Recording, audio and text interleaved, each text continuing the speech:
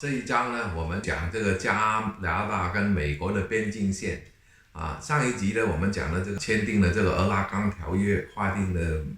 这个49度线，我的边境线海上的边境线呢，就画了一个大概的轮廓。那其中呢，就是这一节呢，我们就会讲，由于这个英国的海军上将叫贝恩斯这个人呢，他处理得好所以才避免这么一场战争所以呢，这场战争呢，只有死了一只猪所以叫猪战那我们接着听听水哥给我们介绍一下这个猪战的过程是怎么样的。洛基山史记，作者介东，出版发行加拿大华人历史研究学会。第一章，新域探索。第9节，贝恩斯猪战，解决加美边境纠纷。海军上将罗伯特·兰伯特·贝恩斯爵士生于1796年至1869年9月7日，英格兰。1810年加入了皇家海军。1827年，他在英国的旗舰亚洲号上参加了纳瓦里诺海战。1828年晋升为上尉。1855年，他作为一名海军少将指挥安德洛马号，参与了波罗的海克里米亚战争。1857年，他被任命为温哥华岛太平洋基地海军司令。1846年6月15日，俄纳冈条约确定了美国和英国哥伦比亚地区的北纬49度线为陆上分界线，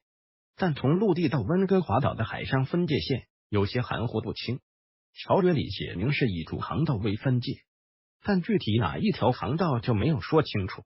因为这个海峡中间有一个圣湖安群岛，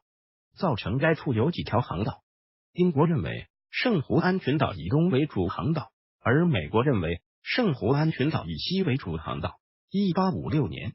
美国和英国成立了一个边界委员会，希望通过谈判来解决包括从格鲁吉亚海峡到胡德夫卡海峡的国际边界问题。1857年6月27日，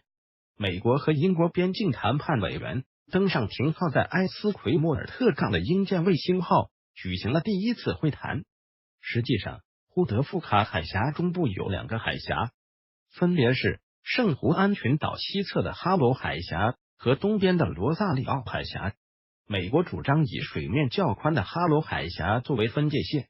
而英国则要求以传统的深水航道罗萨里奥海峡为分界线。1857年12月3日，第6次会议上，英国委员提出最后的提议，英国保留对圣湖安岛的主权，其他东面的群岛归属美国。这个提议被美国委员拒绝。委员会休会，双方同意向各自的政府汇报谈判情况，再拟定下一步的谈判计划。由于没有达成协议，美国和英国都宣称对圣湖安群岛拥有主权。在这个争议主权的时期，英国哈德逊湾公司在圣湖安岛建立了一个牧场。与此同时，29名美国定居者已经抵达该岛生活。圣湖安岛的规模虽不重大，但作为一个军事战略点却十分重要。此岛可测绘英国在西边温哥华岛上的维多利亚堡，俯瞰胡德夫卡海峡，可控制飞沙河南面的入海口。1859年6月15日，继俄纳冈条约通过13年后，这种模糊性导致了直接冲突。圣湖安岛的美国农民莱曼克特拉在他的菜园里发现一只大黑猪吃了他的土豆。这种事情已经不是第一次发生了。克特拉非常沮丧，他认为是野猪所为，于是他开枪打死了猪。后来得知，这头猪是由哈德逊湾公司雇佣经营牧场的一名爱尔兰人查尔斯·格里芬所养，他还拥有好几只自由放养的猪。在这件事发生之前，两人一直和睦相处。克特拉愿意赔偿格里芬$10来解决这件事情，但是格里芬不满意这个赔偿，索赔100元。克特拉认为不应该赔偿这么多钱，因为猪已经入侵了他的土地。克特拉对格里芬说，他正在吃我的土豆。格里芬回答说，你可以把你的土豆从我的猪身上拿走。事情一直没办法解决。格里芬跑到维多利亚向哈德逊湾公司告状，英国当局威胁要逮捕克特拉。岛上的美国居民要求美国政府提供军事保护。1859年7月27日，俄纳冈指挥官准将威廉·夏尼最初派出由上尉乔治·皮克特指挥的美国第9步兵团66名士兵登上圣胡安岛，以防止英国登陆。英国人认为，如果美国人不被监禁，美国的居民将开始占领圣胡安岛。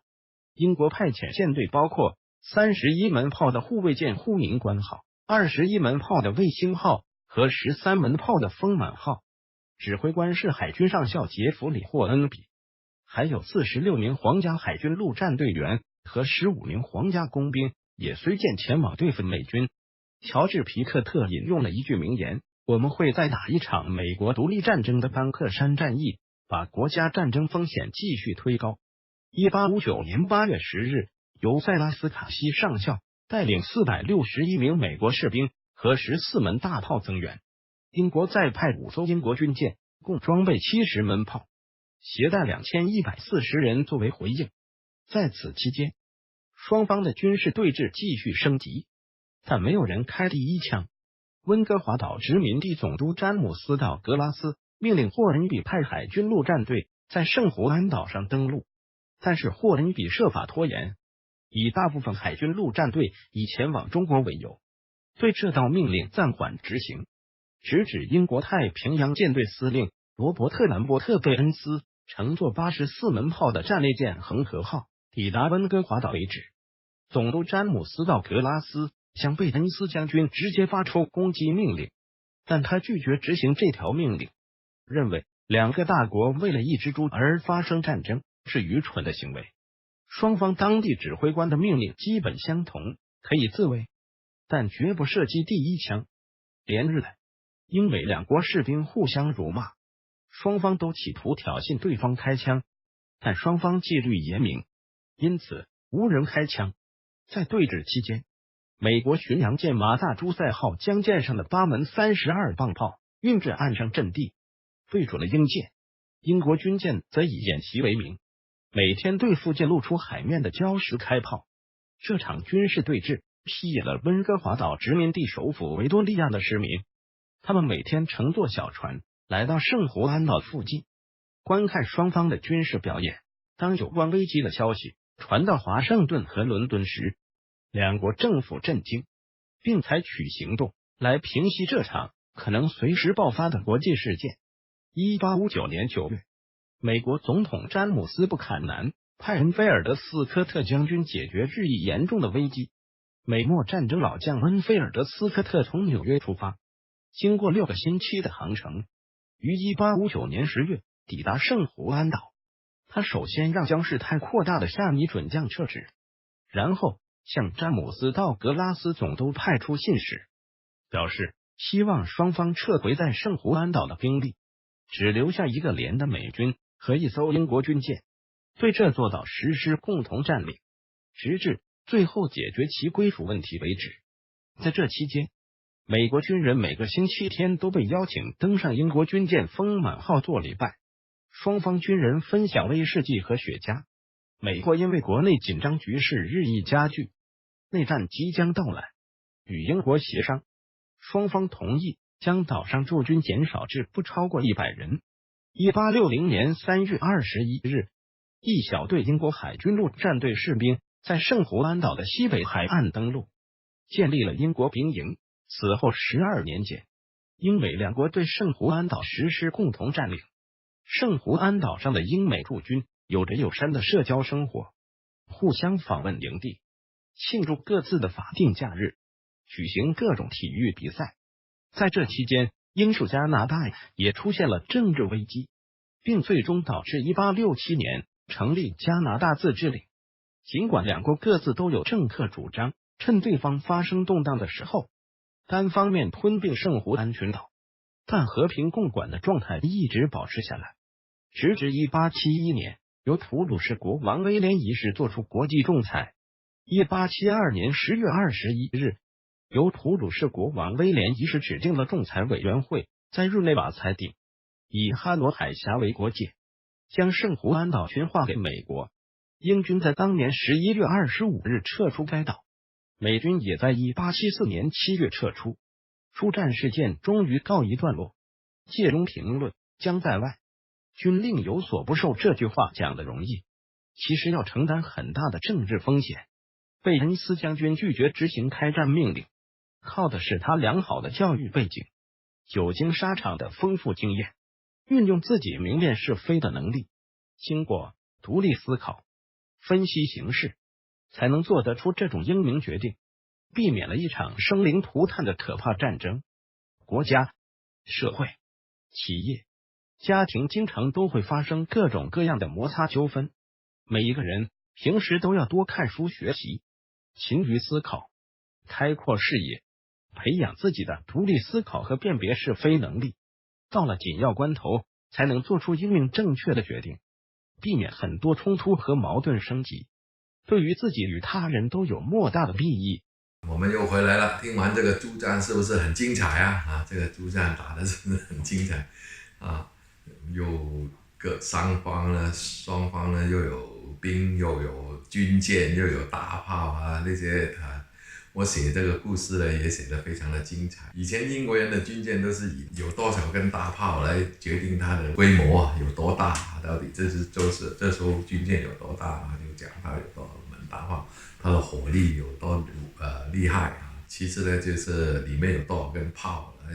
恒河号是最大的，就是那个贝恩斯做的这个坐舰就是恒河号。那个加美边境战争呢，我们看到没有打成功就是因为这个贝恩斯非常的冷静，他就为了一只猪打仗呢，实在是没有意思应该的边境还是要谈判打赢又怎么样呢？打赢你终归仇恨还在那里，最好还是通过谈判的方法。谈判谈不成功就找人来仲裁了最后这个德国的普鲁士的那个国王做一个判断其实呢到今天为止，这个 BC 省政府呢都不承认这条边境线，加拿大政府承认了，没办法所以呢这条边境线呢也就只能是这样了但是今天呢，你还可以坐这个船我去年都去过那个胡安岛我都上去这个胡安岛特意去看看现在还有英国的军营美国的军营都在。其实这个英国军营跟美国军营呢是距离还是比较远的那美国人呢每个星期天呢都从礼拜天呢都是从美国军营呢走到这个英国军营呢就去那个军舰上面做礼拜因为他们大家共同信教了一起做礼拜。那我说这么远他们是怎么过来？是走路过来？怎么他们说呢？他们可以骑马或者走路，反正那时候也没事干所以走远一点就走远一点，他们就这样走路过来。而且呢，英国军人、美国军人一起跑去那个查理就是那个英国开农场的那个农场主他其实也是打工仔他是帮这个哈森杯公司管这些农场，其实那些农场都属于这个哈森杯公司的，他只是一个帮他打理的一个管理员那他跑到他的地窖里面，这个军人跑去开他的威士忌它里面有很多威士忌，开他威士忌来喝哐哐其实他们表面上好像是一个敌对双方，但是敌对双方呢都是讲文明的在没有开战之前呢，大家都是非常友好也互相尊重各自的信仰这些东西呢，在我们东方人在我们从亚洲来的人呢，我们是不能够理解的所以通过这些历史呢，我们就可以理解的多一点原来西方人对于这些战争对于这些事情他们是怎么看这个问题所以呢这个诸战就很明显的，他们就虽然这个道格拉斯叫他开战登陆结果他们冷静他们没有执行这些命令这个就考验将官的独立思考能力现场判断能力，这个是非常考验的每个人都应该有这种培养个人素质，这种是个人的素质的培养，这样呢才能够把这个问题解决得最好最有利，对国家对人民甚至对自己的军队、对自己的部下都有好处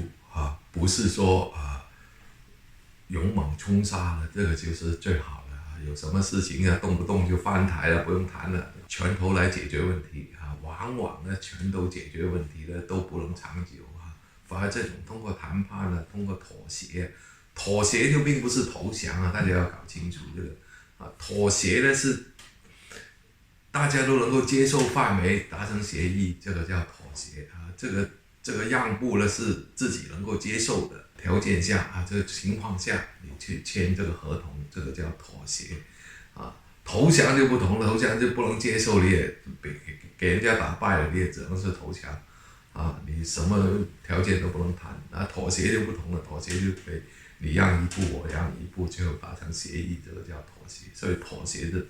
跟投降不一样，所以很多人以为说很强势很什么就可以保住自己的利益其实并不是把眼光放远一点，放长一点看的话呢，有时候妥协都是一个解决问题的方法，帮你达到最大的利益，这个是最重要的所以呢，这一集呢就教会了我们看看早期来的这些开拓者，他们是怎么样处理这些问题怎么样处理这些危险是怎么样确实是值得我们后人来学习好了，这一集我们就讲到这里明天我们再讲第10集呢是讲这个原住民又在这个北美洲开拓的过程当中发挥了一些什么作用。